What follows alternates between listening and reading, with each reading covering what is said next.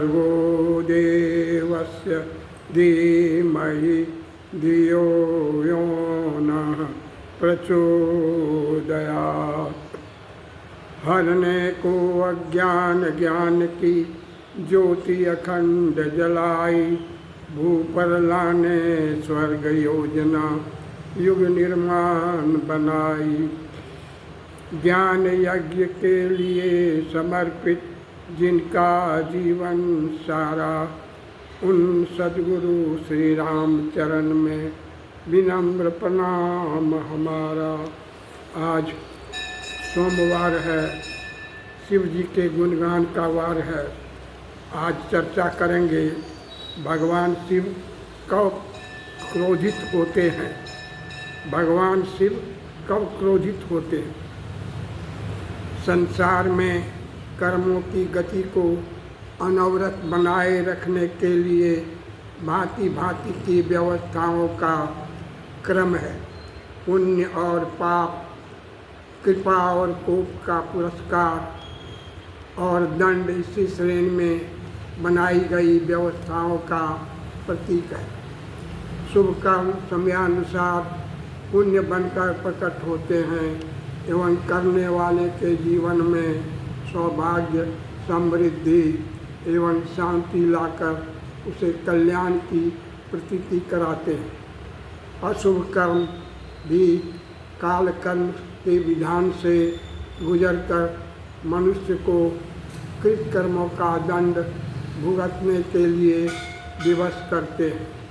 इसी अवस्था को कुछ लोग भगवान की कृपा अथवा उनके कोप से पुकारते हैं या इसे प्रकृति की व्यवस्था के अंतर्गत मिल रहे पुरस्कारों अथवा दंड से संबोधित करते हैं। नाम की सुविधा कुछ भी हो, तथ्य की दृष्टि से यह पूर्णतया सत्य है कि कर्मों के परिणाम से बचने की स्वतंत्रता किसी को भी नहीं है। इसका पालन सृष्टि के नियंता को स्वयं करना पड़ता है, तो इससे सामान्य जीव व प्राणी का अछूता रहना असंभव ही कहा जाएगा।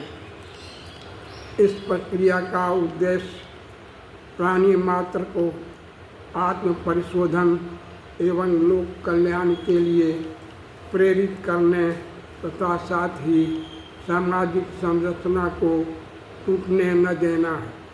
यदि गलत कर्म करने पर भी कोई दंड का भागीदार न बने तो सृष्टि में मात्र अराजकता एवं विप्लव ही दिखाई पड़ेगा। समरसता, सौहार्द, सहिष्णुता, सदाशयता जैसे गुण कल्पना की दुनिया में सिमट कर रह जाएंगे।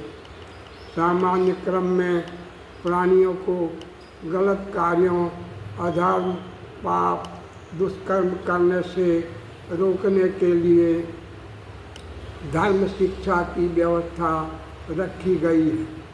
शास्त्रों के उदाहरण परमात्मा की सर्वव्यापकता एवं विश्वास इत्यादि ऐसे ही माध्यम हैं जो बहुत हद तक लोगों को गलत कार्य करने से रोकते भी हैं और उन्हें सही पथ पर चलने का पथ चयन प्रेरित करते हैं। परंतु इसके बाद भी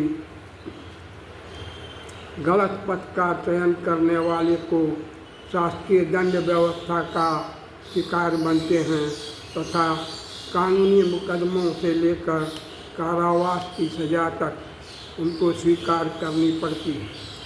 भगवान श्री कृष्ण के समय से लेकर आज तक यही व्यवस्था रही है।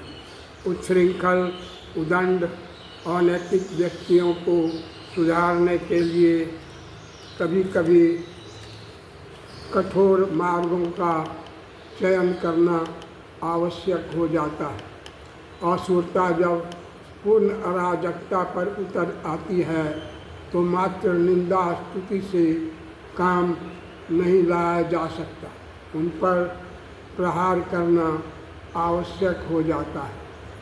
पशु पक्षी घर के अंदर घरेलू सदस्य की तरह प्रेम से भी रहते हैं, पर वही उन्मुक्त होकर प्राणियों के संहार पर उतर आएं तो उनको गोली तक मारनी पड़ती है।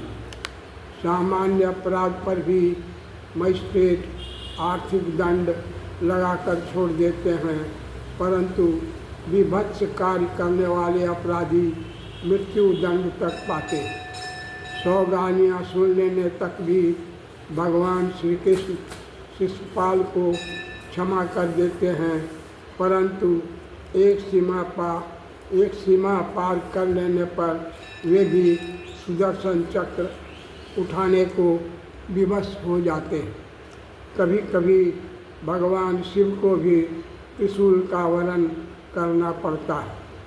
कभी कभी करुणावश आदि शक्ति को भी नरमुंडों की माला गले में खप्पर में रक्त का पान करना पड़ता है। असाधारण परिस्थितियों में सामान्य नीति नियमों को भुलाकर कठोर अनुशासन का पालन अनिवार्य हो जाता है। मनुष्य के विषय में भी यही बात है।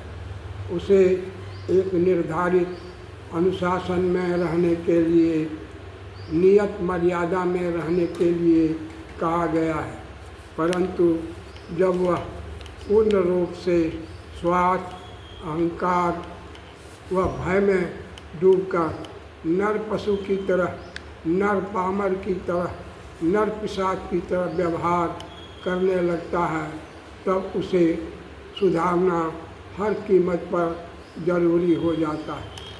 पाशविक प्रवृत्तियाँ बढ़ जाती है तो कल्याणकारी शिव महारुद्र में बदल जाते हैं। सदा समाधि में निमग्न रहने वाले प्रभु भोलेनाथ औघड़दानी जब अनीति से, अमर्यादा से क्षुब्ध होते हैं तो सृष्टि में त्राही त्राही मच जाती है। उनकी शांत जटाएँ हृदय को विदीर्ण करने वाले सर्पों का रूप धारण करती है। उनकी करुणामयी सृष्टि लोमहर्षक रूप लेती है। उनका त्रिशूल शत्रुओं को भयभीत कर देता है। उनके डमरू का नाद दिग्दिगंत को कपकपा देता है। उनके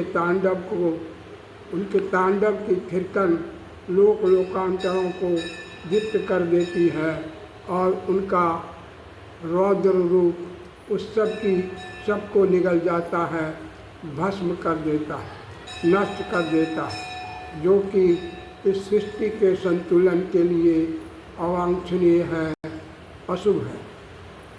यह समय भगवान शिव के इसी रौद्र रूप को देखने का व अनुभव करने का है। दिगंत में उनका यही स्वरूप दिखाई पड़ रहा है और इसमें वह सब नष्ट होने वाला है जो अवांछित है। जब आदमी गलत काम करता है तो शिव भी अशिव हो जाते हैं और सही काम करता है तो अशिव भी शिव बन जाता है। यह वीडियो आपको कैसा लगा? अगर अच्छा लगा तो इसको लाइक करें, चैनल को सब्सक्राइब करें, इसके अपने दोस्तों के बीच प्रचार करें और आपको आज सोमवार का यह प्रकरण शिव क्रोधित कब होते हैं कैसा लगा कमेंट में लिखने की कृपा करें। धन्यवाद।